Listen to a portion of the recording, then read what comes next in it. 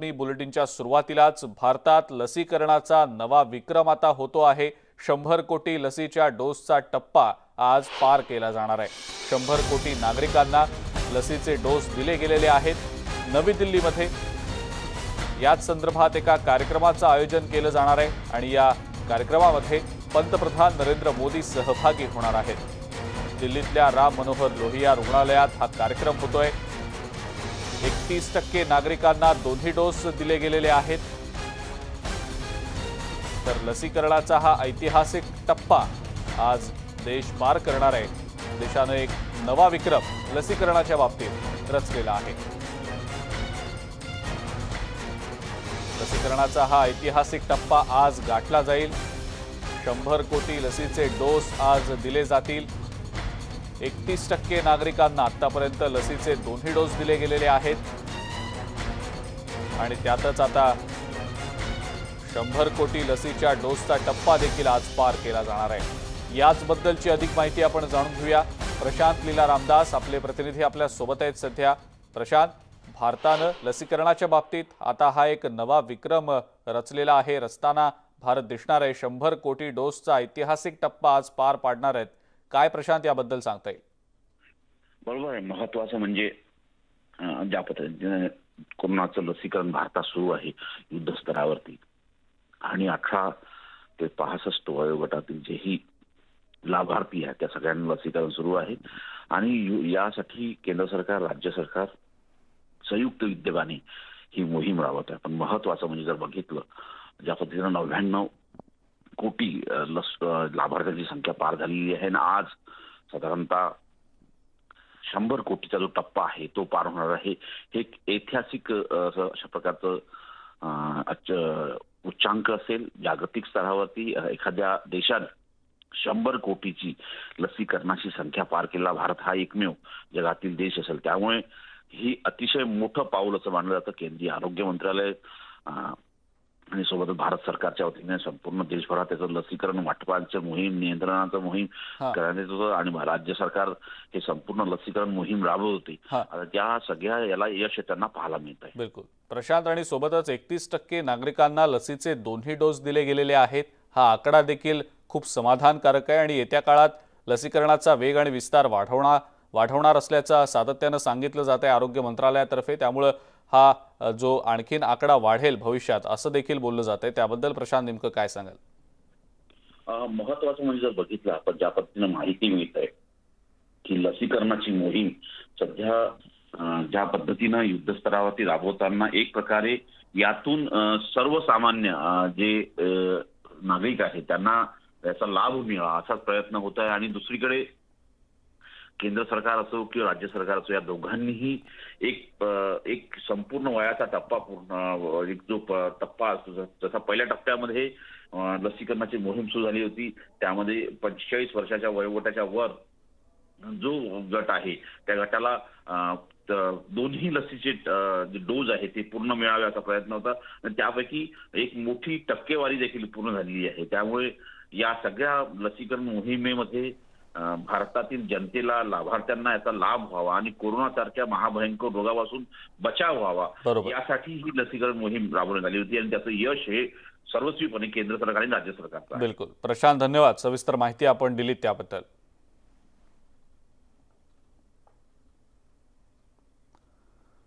पुढची बातमी बघूया। पालकमंत्री आदित्य ठाकरे यांनी एक मोठी घोषणा केलेली आहे। महानगरपालिकेच्या सेवा आता ऑनलाईन होणार आहेत। मुंबई महानगरपालिकेच्या सेवा आता एका क्लिकवर उपलब्ध असतील। यासोबतच व्हॉट्सॲपवर सुद्धा या सेवा उपलब्ध असणार आहेत। मुंबईचे पालकमंत्री आदित्य ठाकरे यांनी या संदर्भातली माहिती दिलेली आहे।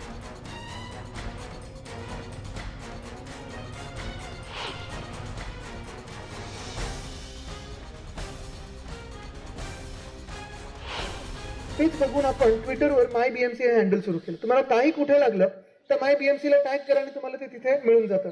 रस्त्यावर खड्डा बुजवायचा असेल, कुठून कचरा उचलायचा असेल, कुठे नदी स्वच्छ करायची असेल आणि तसंच आपण आता काम करतोय। पुढच्या 1-2 महिन्यात येईल की महानगरपालिकेच्या सगळ्या सुविधा या तुमच्या व्हॉट्सॲपवर येतील। पण असंच हे जे काम आहे ते निरंतर तर राहीलच। महापालिका निवडणुकांच्या पार्श्वभूमीवर शिवसेनेकडून विविध विकास कामांच्या उद्घाटनाचा धडाका सुरू करण्यात आलेला आहे। पालकमंत्री आदित्य ठाकरे यांच्या हस्ते जोगेश्वरीमधल्या सेल्फी पॉइंटचं उद्घाटन करण्यात आलं।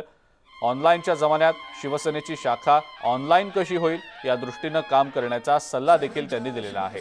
पाहुयात आदित्य ठाकरे यांच्याशी आमचे प्रतिनिधी तुषार शेट्टे यांनी केलेली ही एक्सक्लुझिव्ह बातचीत। जोगेश्वरीतल्या सेल्फी पॉइंटचं उद्घाटन पर्यटन मंत्री आदित्य ठाकरेंच्या हस्ते झालेलं आहे आणि आपल्यासोबत ते बातचीत करतात। आदित्यजी, मुंबई कशी चांगली राहील त्यापेक्षा ती आकर्षक कशी दिसेल याकडे तुमचा प्रयत्न राहिलेला आहे। मुंबई आकर्षक करण्यासाठी अनेक वेगवेगळे उपक्रम राबवलेले आहेत, मग ते वरळीतले सिग्नल्स असो की जोगेश्वरीतली ही भिंत असो। नक्कीच, आणि बेसिकली एस्थेटिक्स ज्याला आपण बोलतो, म्हणजे लेन मार्कर असतील, डिवायडर्स असतील, रंगरंगोटी ज्याची असेल, ह्याच्यावर थोडं लक्ष देणं गरजेचं असतं, कारण कुठचंही शहर त्याला आकार कसा येतो त्याच्यावरनं ते दिसायला लागतं। ही भिंत जी आपण आज बघितली तशीच जर ठेवली असती कदाचित त्याच्यावर धूळ लागली असती। आज जे बघताय आपण 2 वर्ष ती भिंत तशीच टिकून आहे, चांगला रंग दिसतोय, अप्रतिम काम झालेलं आहे। अगदी शिवसेनेच्या शाखेचं पण आपण आज उद्घाटन केलेलं आहे, त्या शाखेचं सुद्धा रिनोव्हेशन करण्यात आलेलं आहे, त्याचं कौतुक केलं। मात्र त्याचबरोबर तुम्ही वरिष्ठ शिवसैनिकांना एक रिक्वेस्ट केलेली आहे की ही शाखा ऑनलाईन कशी होईल, लोकांच्या घरापर्यंत कसं पोहोचेल त्याचाही एक विचार करा। हा युनिक विचार नेमका कुठून डोक्यात आला? कारण आजकाल जर आपण बघाल तर फास्ट फूडचा जमाना आहे, होम डिलिव्हरीचा जमाना आहे, आणि कामं देखील लोकांना होम डिलिव्हरीची अपेक्षा असते। जेवढं लोकांची सेवा आपण घरपोच करू शकू तेवढं त्या लोकांना सोयीसुविधा वाढवू शकू। मला वाटतं हेच एक हेतू घेऊन पुढे चाललं।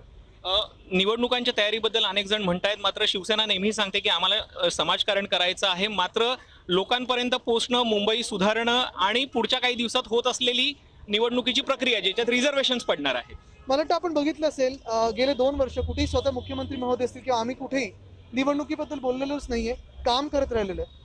आणि निवडणुकीत पण आम्ही कामाबद्दलच बोलतो, एकामेकांवर टीका करण्यापेक्षा आमची निवडणुकीची कामं म्हणजे जी काही वचनं दिली असतात निवडणुकीत त्याची वचनपूर्तीचं कामं पूर्ण 5 वर्ष सुरू असतात, तसंच ही कामं सुरू आहेत। अगदी एक शेवटचा प्रश्न, ह्युमन ॲनिमल कॉन्फ्लिक्ट हा सध्या खूप मोठा चिंतेचा विषय झालेला आहे। आरेमधल्या पाड्यांचं पुनर्वसन करा असा प्रस्ताव खुद्द रवींद्रजी वायकर राज्यमंत्री असताना त्यांनी दिलेला होता, आणि पुन्हा काही दिवसांपासून बिबट्याचे हल्ले हे गोरेगावमध्ये आरे कॉलनीमध्ये वाढलेले होते, ते रोखण्यासाठी नेमकं काय करता येऊ शकतं? मॅन ॲनिमल कॉन्फ्लिक्ट हा झालेला आहे, पण आपण बघितलं असेल की जे जिथे होतंय तिथे नवीन जी वस्त्या आलेल्या आहेत त्याच्यावर आहे। आता वायकर साहेबांनी पण मला माहिती आहे 2-3 ठिकाणी तरी अवेअरनेस कॅम्प घेतलेले आहेत, कॅम्पेन घेतलेलं आहे की आपण जंगलात वागायचं कसं, आजूबाजूला जेव्हा बिबटे येतात तेव्हा कोणाला पहिलं फोन करायचा, फॉरेस्ट डिपार्टमेंटला कसं अलर्ट करायचं, याचं काम सुरू आहे। ट्रॅपिंग देखील आपण करण्याचा प्रयत्न करतो त्या एका विशिष्ट बिबट्याचा। तरी देखील आतले जे वस्त्या आहेत ते सगळे आदिवासी पाड्यांबरोबर बोलून चर्चा करून त्यांना योग्य वाटेल असं आपण पुनर्वसन करू शकतो का, ह्याच्यावर देखील विचार सुरू आहे। तुषार शेटे, न्यूज 18 लोकमत, मुंबई। माजी खासदार आणि भाजपचे नेते निलेश राणे यांनी एक मोठा गौप्यस्फोट केलाय। आम्ही शिवसेना सोडली तेव्हा रामदास कदमही शिवसेना सोडणार होते। शिवसेना सोडणाऱ्या 15 जणांच्या यादीत रामदास कदम यांचं पहिलं नाव होतं, असा गौप्यस्फोट निलेश राणे यांनी केलेला आहे। पाहुयात निलेश राणे नेमकं काय म्हणाले।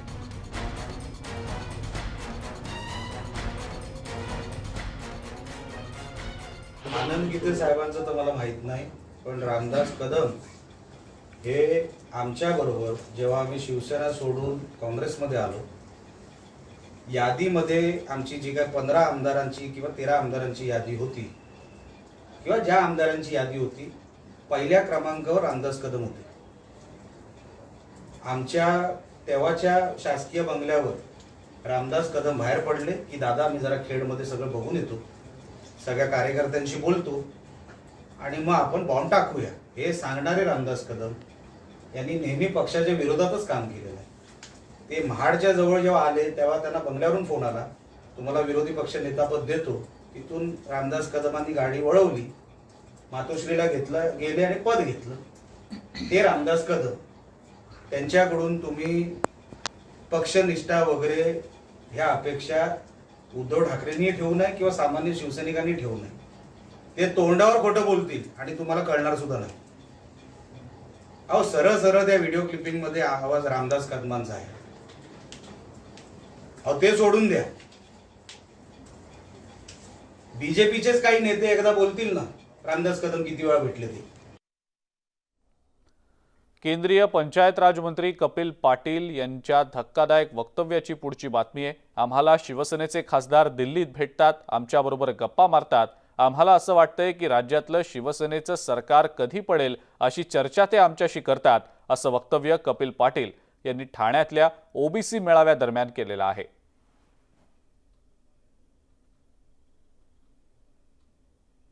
आम्हाला साहेब सगळे शिवसेनेचे खासदार वगैरे भेटतात.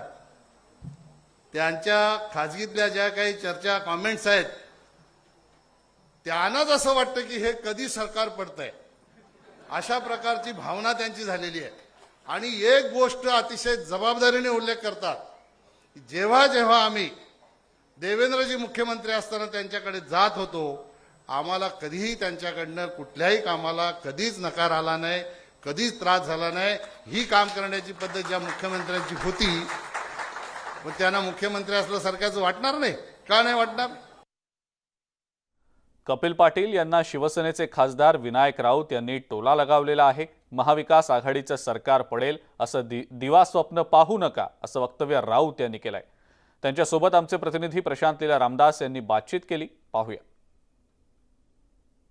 केंद्रीय पंचायत राज मंत्री जे आहेत कपिल पाटील, ते म्हणतात की शिवसेनेचे खासदार आमच्या खाजगीमध्ये बोलतात, भेटतात, बोलतात, त्यांची त्रागा ते व्यक्त करतात. यावर तुमचं काय म्हणणं आहे? शिवसेनेच्या खासदारांच्या बद्दल कपिल पाटील यांनी याची चिंता करण्याचं कारण नाही. कारण आम्हाला सर्वांनाच माहिती आहे की कपिल पाटील मागच्या टर्ममध्ये किंवा मंत्रिपद मिळायच्या अगोदर सुद्धा त्यांच्यात पक्षाच्या कोणाकोणाबद्दल किती पद्धतीने घाणेरडे बोलत होते याची आमच्याकडे आम्हाला सर्वांना माहिती आहे. ते मग सेंट्रल हॉल असो किंवा इतर भेटल्यानंतर, परंतु त्यांनी आता मंत्री झाल्यानंतर पावन झाले असतील आणि शिवसेनेवर किंवा प्रसिद्धी मिळवण्यासाठी बोलत असतील तर त्यांचं त्यांना लकलाभ हो. शिवसेनेचे खासदार, आमदार, लोकप्रतिनिधी यांचा 100% नव्हे तर 101% विश्वास, दृढ विश्वास हा मुख्यमंत्री उद्धवजी ठाकरे साहेबांवर आहे, महाविकास आघाडीच्या सरकारवर आहे आणि त्यांच्या माध्यमातून महाराष्ट्राचा विकास करण्यासाठी ते प्रयत्न आहेत. महाविकास आघाडीमध्ये शिवसेना सहभागी असल्यानंतर ज्या पद्धतीनं कपिल पाटील म्हणतात की होऊ शकतं की आता लवकरच नवीन चित्र निर्माण होईल, ज्या पद्धतीनं चंद्रकांतदादा पाटील मुहूर्त देतात की आता सरकार पडेल, आता सरकार पडेल, त्याच दिशेने कपिल पाटील वक्तव्य करतायत का? याच्यापूर्वी सुद्धा आपण सांगितल्याप्रमाणे अनेकांनी अशी दिवास्वप्न पाहिली होती. आता कपिल पाटलांना ती दिवास्वप्न पडायला लागलेत. पण कपिल पाटलांचं ते दिवास्वप्नच असणार, ते भंग पावणार का सत्य आहे की महाराष्ट्रामध्ये महाविकास आघाडीचं सरकार असणार. नवी दिल्लीहून जर्नलिस्ट रवींद्रसह प्रशांत रामदास, न्यूज 18 लोकमत. पुढची बातमी आहे भाजपनं आयोजित केलेल्या ओबीसी मेळाव्याची. ठाणे इथं आयोजित करण्यात आलेल्या या मेळाव्यामध्ये भाजपचे नेते आणि विधानसभेचे विरोधी पक्षनेते देवेंद्र फडणवीस यांनी राज्य सरकारवर जोरदार टीका केली आहे. महाविकास आघाडी सरकार हे ओबीसी आरक्षणाचे मारेकरी आहेत. ओबीसी आरक्षण आमच्या सरकारच्या काळात आम्ही वाचवू शकलो, असं फडणवीस यांनी म्हटलं. तर ओबीसी संदर्भात अध्यादेश 15 महिन्यांपूर्वी काढला असता तर ओबीसींचं राजकीय आरक्षण वाचवता आलं असतं. मात्र 15 महिने यांच्या सरकारमधले नेते मोर्चे काढत होते. महाविकास आघाडीचे नेते फक्त टीका आणि मोर्चे काढण्यातच मग्न राहिले आणि अध्यादेश काढला नाही, असाही घणाघात फडणवीसांनी केलाय. की आज उभ्या महाराष्ट्रामध्ये सत्य लोकांपुढे गेलाय आणि हे ओबीसी विरोधी सरकार आहे महाराष्ट्रातलं, हे सगळ्यांच्या पुढे आता या ठिकाणी एस्टॅब्लिश झालंय. आपल्याला कल्पना आहे की या ठिकाणी खरं म्हणजे ओबीसीच्या राजकीय आरक्षणाचे मारेकरी जर कोणी असतील तर हे ठाकरे सरकार, महाविकास आघाडीचं सरकार हे ओबीसी राजकीय आरक्षणाचे मारेकरी आहेत. भाजपचे नेते देवेंद्र फडणवीस यांच्या पत्नी अमृता फडणवीस यांनी राज्य सरकारवर जोरदार टीका केली आहे. सामनातून भाजपवर टीका होणार नाही तर शिवसेनेचे, एनसीपी आणि काँग्रेस सोबतचे वसुली सरकार चालणार तरी कसे, अशी टीका त्यांनी केली आहे. सरकार लसीकरणाबाबत कायम राजकारण करतंय, हे त्यांचं नेहमी सुरूच राहणार आहे. ड्रग्सच्या बाबतीत कारवाई सगळीकडे होतीये, तरुणांना संपवणारं हे वातावरण असल्याची टीकाही त्यांनी केलेली आहे. आकडेवारी तुम्ही पाहिलेली आहे. महाराष्ट्र सगळ्यात अव्वल नंबरवर आहे वॅक्सिनेशन ड्राईव्हमध्ये, वॅक्सिनेटेड लोकांच्या पॉप्युलेशनमध्ये. आता त्यात जर सरकार पॉलिटिक्स करतंय, राजकारण करतंय, तर ती त्यांची सुरुवातीपासूनची सवय आहे की ते सॉरी फिगर कट करतात आणि दुसऱ्यांवर ते आरोप टाकतात. ही काही नवीन गोष्ट नाही आहे. अभिनेत्री जॅकलिन फर्नांडिसची चौकशी झालेली आहे. दिल्लीतल्या ईडी कार्यालयात जॅकलिन फर्नांडिसची चौकशी झालेली आहे. 200 कोटी रुपयांच्या फसवणूक प्रकरणी ही चौकशी झालेली आहे आणि तब्बल 6 तास ही चौकशी सुरू होती. मनी लॉन्ड्रिंग प्रकरणी ही चौकशी करण्यात आलेली आहे. सुकेश चंद्रशेखर फसवणूक प्रकरणी जॅकलिन फर्नांडिसची चौकशी झाल्याचं समोर येत आहे.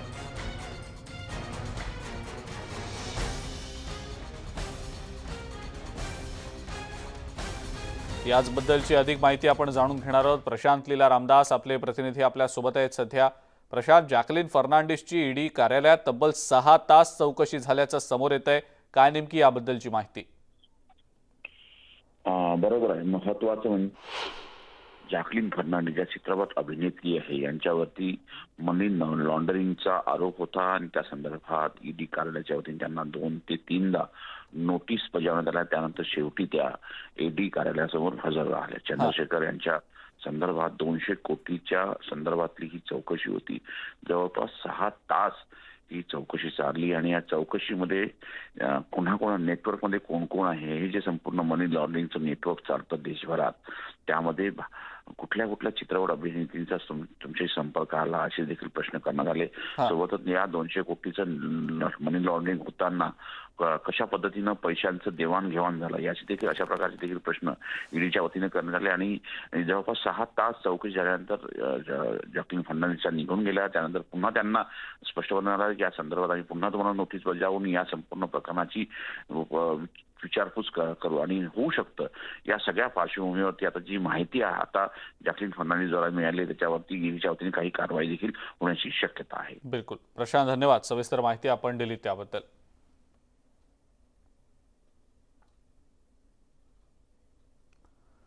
सकाळच्या बातम्यांमध्ये वेळ झाली एका ब्रेकची. बघत रहा news 18 Lokmat.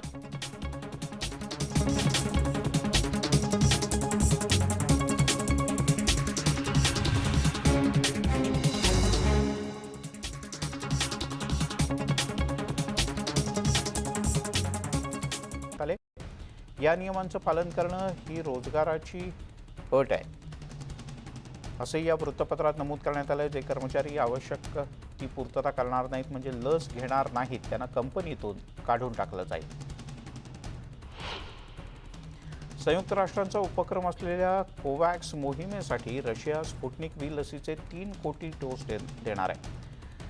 Russian direct investment फंडचे सीईओ किरिल तिमिद्री यांनी ही माहिती दिली. जागतिक आरोग्य संघटनेची मंजुरी आणि लस उत्पादनातल्या समस्या हे दोन्ही प्रश्न जागतिक स्तरावर सर्वच कंपन्यांना भेडसावत आहेत. रशियाच्या लसीला मंजुरी देण्यावरून रशियन डायरेक्ट इन्व्हेस्टमेंट फंड आणि WHO यांच्यातही मतभेद झाले. तसंच लसीचा आपत्कालीन परिस्थितीतला वापर करावी की नाही या संदर्भातली मंजुरी सुद्धा अद्याप मिळालेली नाही. तरी सुद्धा काही देशात ही लस दिली जाते.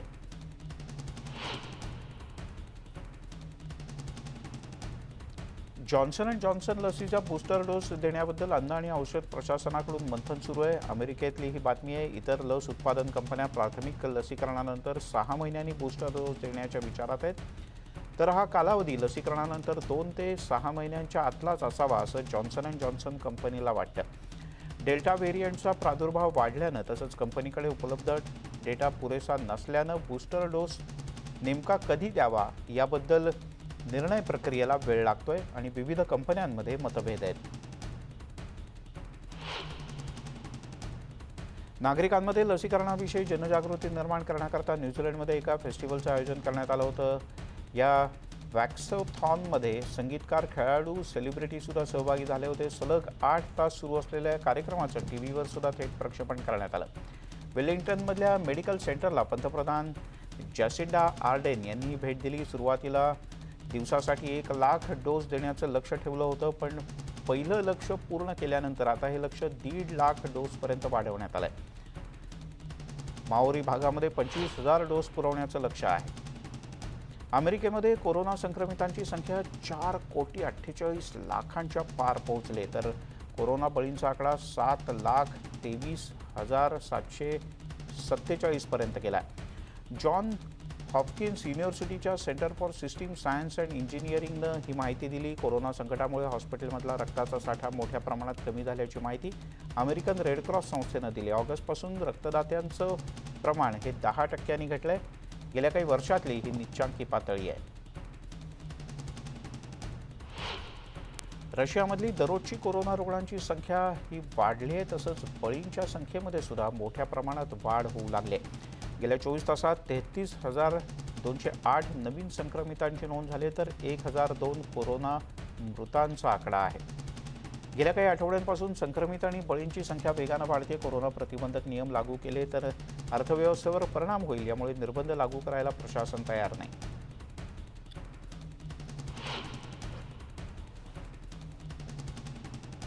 ब्रिटनमध्ये खासदार डेव्हिड अमेस यांची शुक्रवारी चाकूनं भोसकून हत्या करण्यात आली. लिऑन सी भागातल्या मेथॉडिस्ट चर्चच्या बाहेर हा सगळा प्रकार घडला. इस्लामिक दहशतवादी गटाकडून हा हल्ला झाला असल्याचा पोलिसांचा अंदाज आहे. डेव्हिड यांना शनिवारी श्रद्धांजली वाहण्यात आली. वी विल मिस यू असा संदेश तिथे लिहिण्यात आला होता. तसंच फुलंसुद्धा अर्पण करण्यात आली. 25 वर्षांच्या एका संशयिताला अटक करण्यात आली. त्याच्याकडून एक चाकू जप्त करण्यात आला आहे. अमेस यांच्यावर हल्ला झाला त्या ठिकाणी ब्रिटनचे पंतप्रधान बोरिस जॉन्सन आणि विरोधी पक्षनेते केअर स्टार्मर यांनी भेट दिली. ब्रिटनच्या गृहमंत्री प्रीती पटेल, सभागृह नेते लिंडसे हॉईल यांनी सुद्धा अमेस यांना श्रद्धांजली वाहिली. लंडनपासून 62 किलोमीटर अंतरावरच्या लिऑन सी भागात चर्चच्या बाहेर त्यांच्यावर हल्ला करण्यात आला.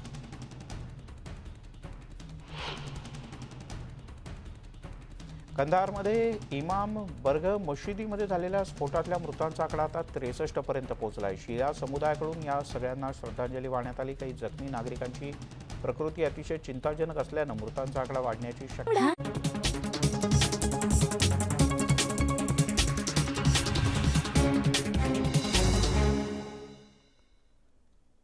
ब्रेकनंतर आपल्या सगळ्यांचं पुन्हा एकदा स्वागत. मुसळधार पावसाचा फटका अनेकदा भिवंडीतल्या बाजारपेठेला बसतो. पावसामुळे इथल्या रस्त्यांचीही दुरावस्था झालेली आहे. न्यूज 18 लोकमतनं वारंवार हा प्रश्न उपस्थित केलेला होता आणि आता याची दखल घेत भिवंडीच्या महापौर थेट मध्यरात्री पाहणीसाठी रस्त्यावर उतरल्या होत्या. त्यांनी इथल्या रस्त्याच्या कामाची पाहणी सुद्धा केली.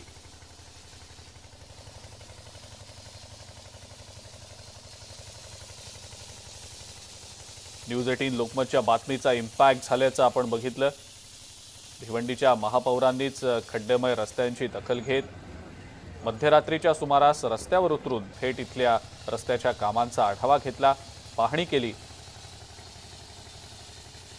आणि ही पाहणी करत असताना त्यांनी काम करत असलेल्या कर्मचाऱ्यांना काही सूचना देखील केल्या.